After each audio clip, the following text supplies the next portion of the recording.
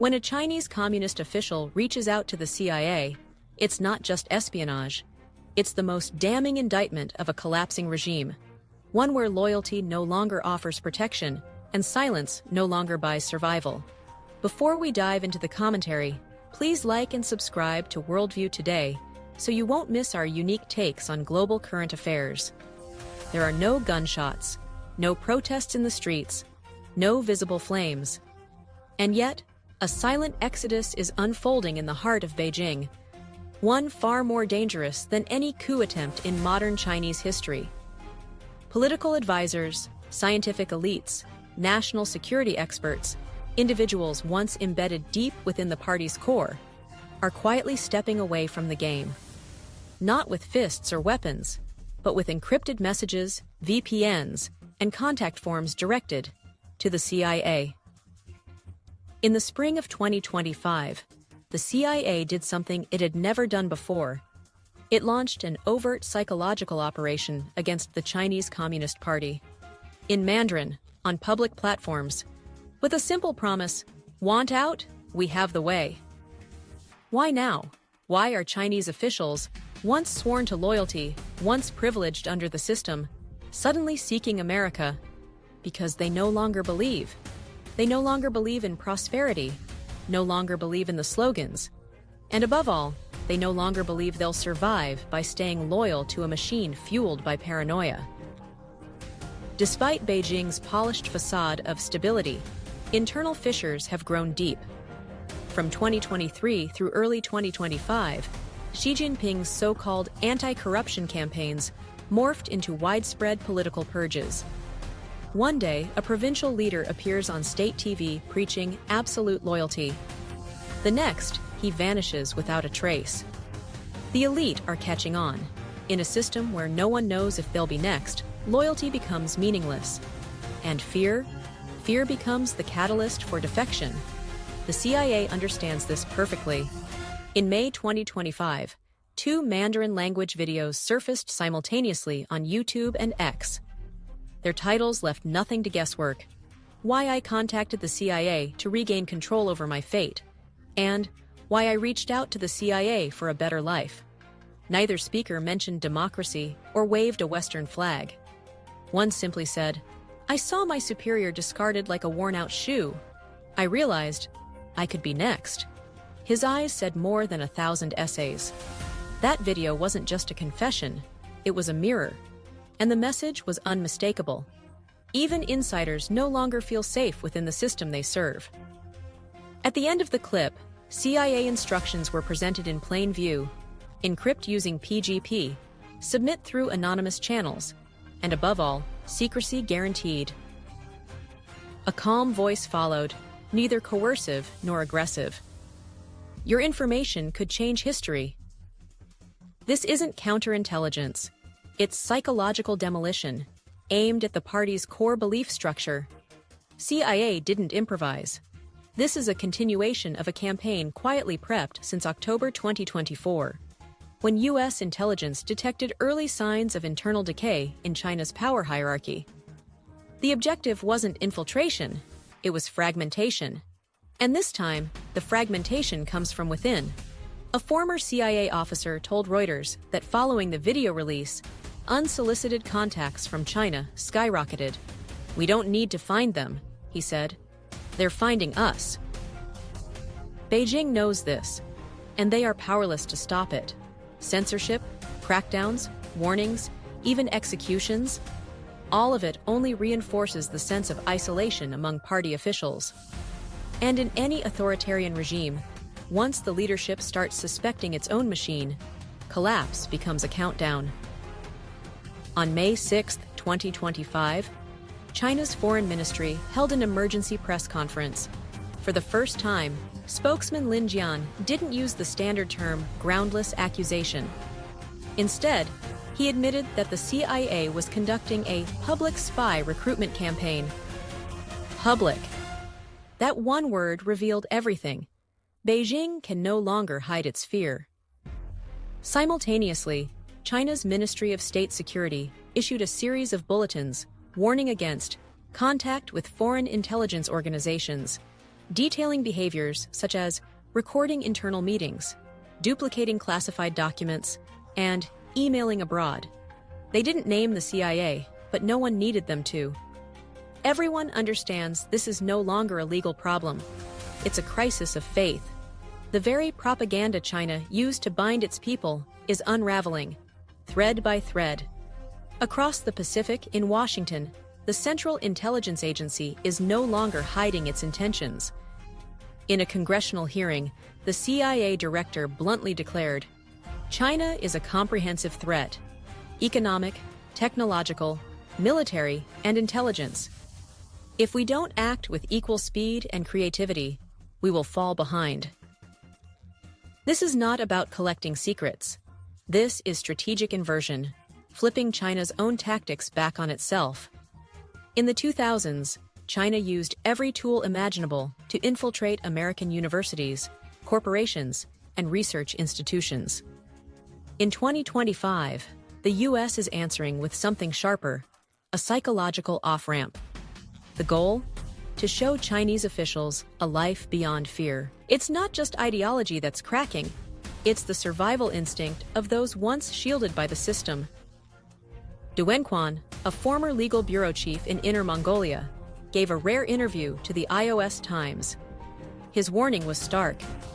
If the CIA can guarantee safety for the families of senior officials, there will be a genuine wave of surrender. That's not speculation. That's a forecast from someone who's seen the regime from the inside. Someone who understands the cold, impersonal machinery of the Communist Party. He wasn't speaking of ideals. He was speaking of escape.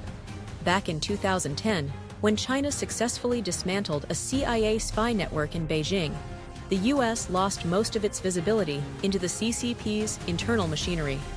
Trade policy, defense calculations, diplomatic maneuvers, all were made in the dark. It left Washington trailing one step behind. Not anymore. By 2025, the CIA is operating under a very different doctrine. No more cat-and-mouse games behind embassy walls. This time, it's an open-door strategy. Beijing may still have censors, but information and fear seep through cracks faster than they can be patched. The campaign is public, it's precise, it's personal. This is the CIA's golden window, a period where the regime is rotting just enough to be vulnerable, yet still stubborn enough to ignore the rot. It's no longer about penetration, it's about collapse by invitation. The brilliance lies in what the campaign doesn't say. The CIA's videos don't preach democracy. They don't wave stars and stripes.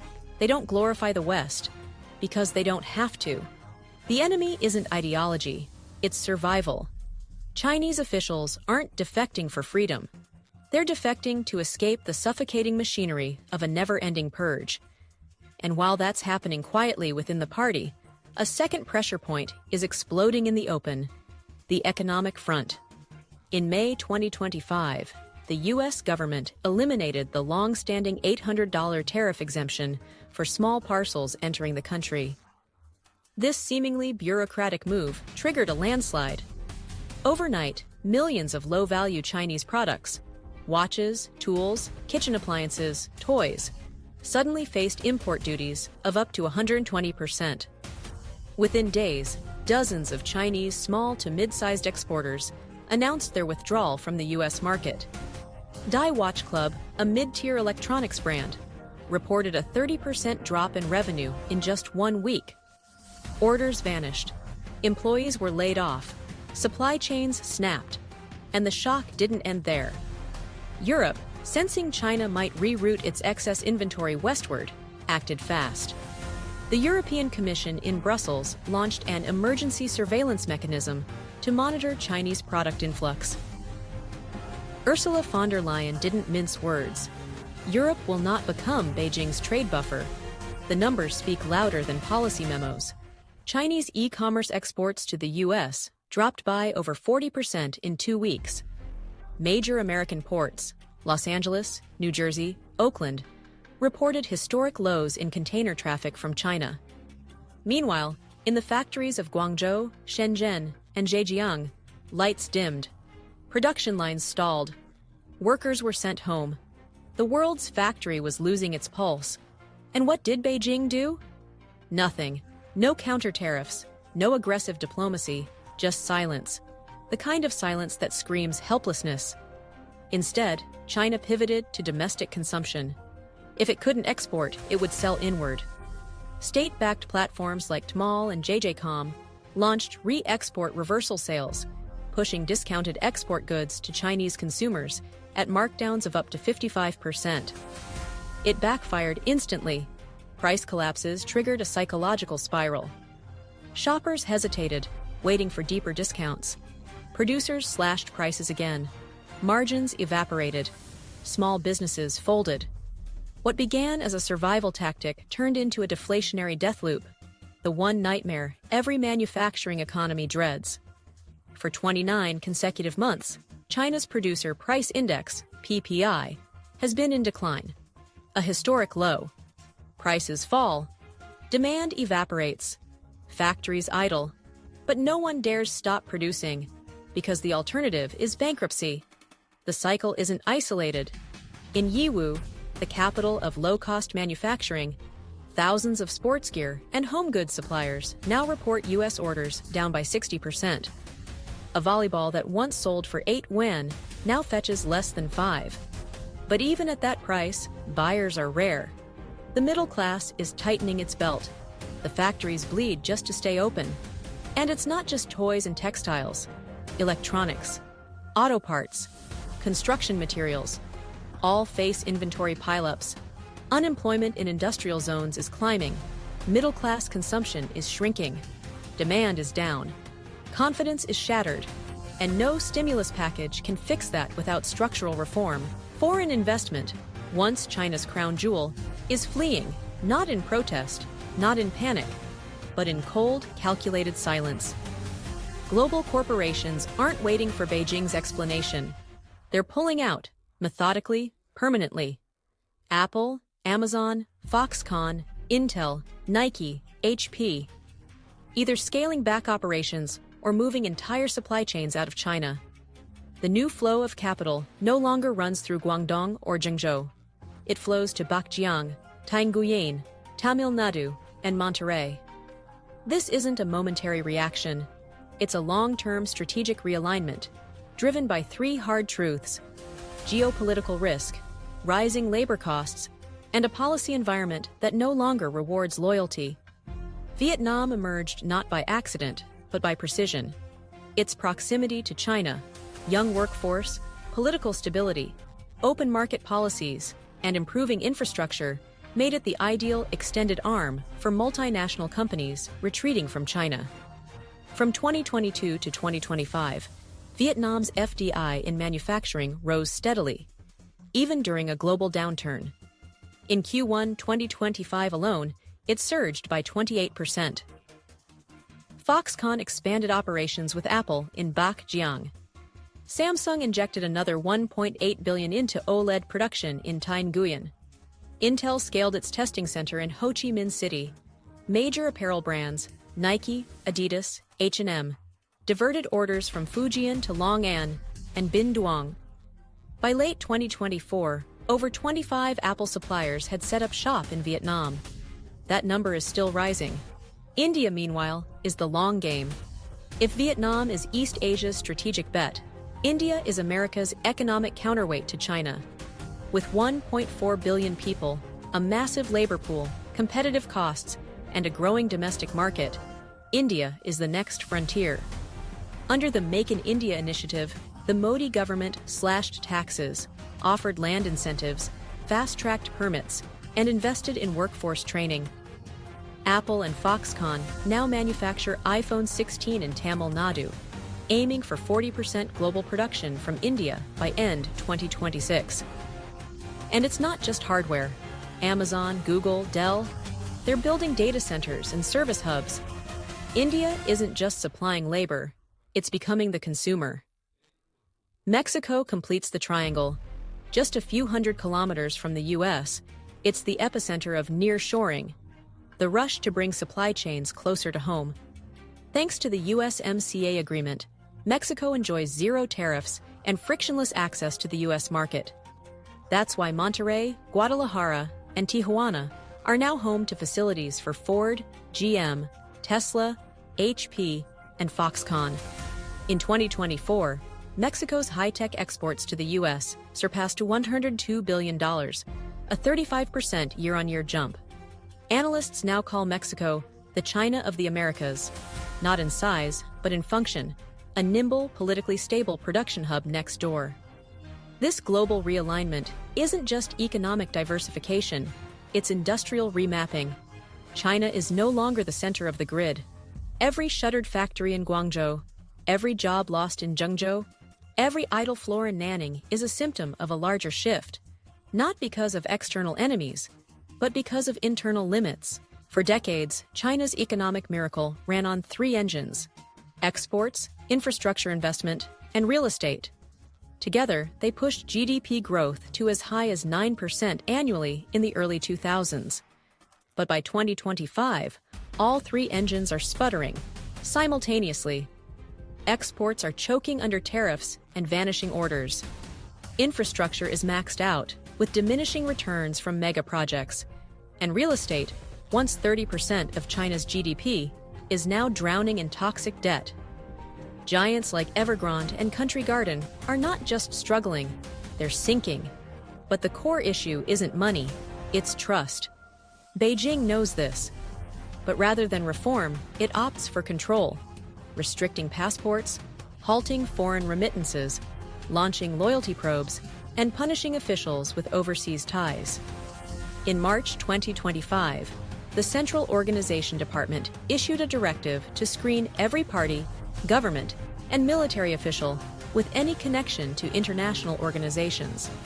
The Central Military Commission ordered a sweep of all personnel with family in the US, Canada, or Australia. That's not reform. That's institutional paranoia.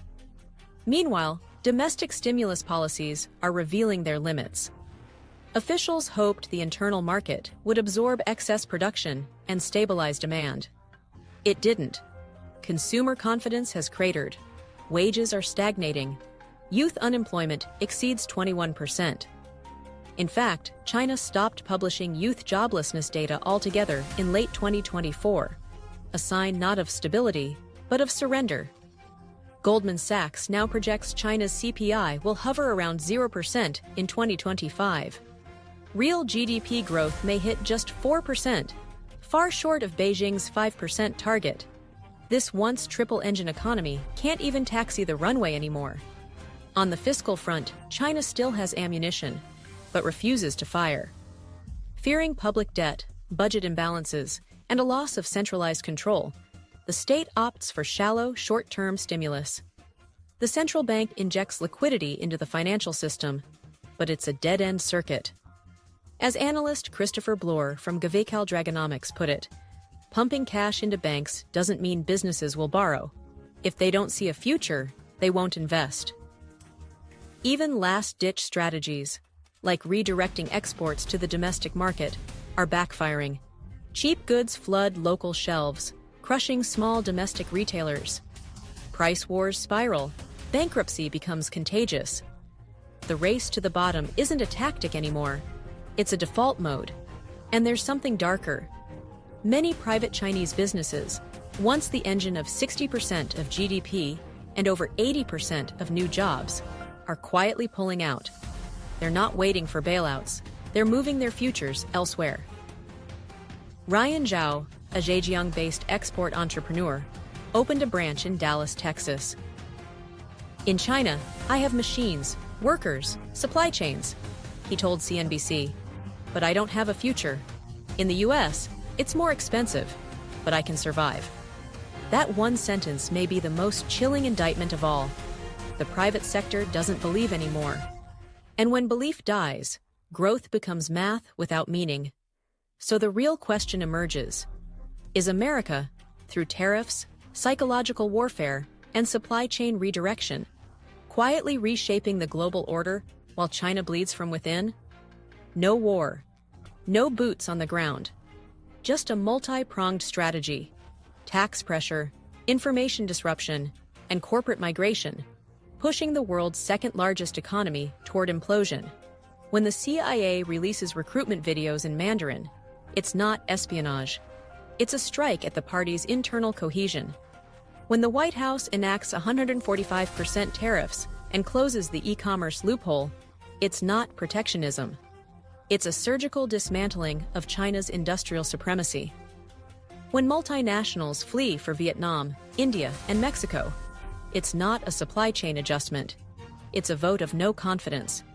Beijing, once a master of narrative warfare, now clings to Cold War tropes, accusing the West of economic bullying, painting CIA videos as betrayal, and spinning trade isolation as foreign blackmail. But no one in the West believes it. And worse, not many inside China do either.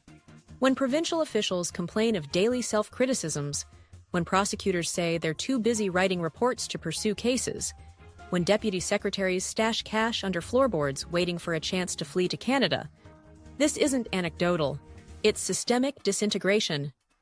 So does China still have any viable counters? Not really. Tariff retaliation? Useless.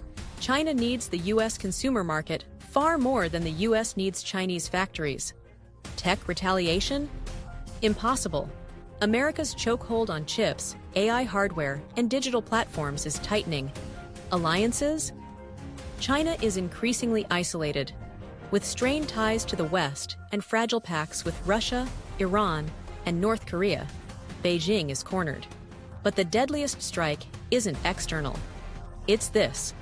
The world no longer trusts Chinese data, Chinese institutions, or Chinese reform promises. So yes, the United States may indeed be redrawing the global map, not with troops, but with pressure points. 3 instruments, 1 strategy, 0 casualties. President Trump, Treasury Secretary Scott Benn, and trade advisor Peter Navarro have said it plainly. This is not a trade war. This is industrial realignment, and China is no longer at the center. But here lies the paradox. If China steps back, who takes the helm? Vietnam, India, Mexico, or a fragmented world without a single industrial anchor? And if Beijing's political framework fractures from within, what comes next? We stand at a threshold history has never crossed before. No battles, no bloodshed. And yet, institutions, alliances, and the global marketplace are bending under a silent quake. Will China strike back with reform, or continue its descent into surveillance, suppression, and purges? And more importantly, can America maintain dominance in a war with no bullets, only cracks, leaks, and silent betrayals? If you value this perspective, consider subscribing to Worldview today and sharing it with someone who still believes in critical thinking.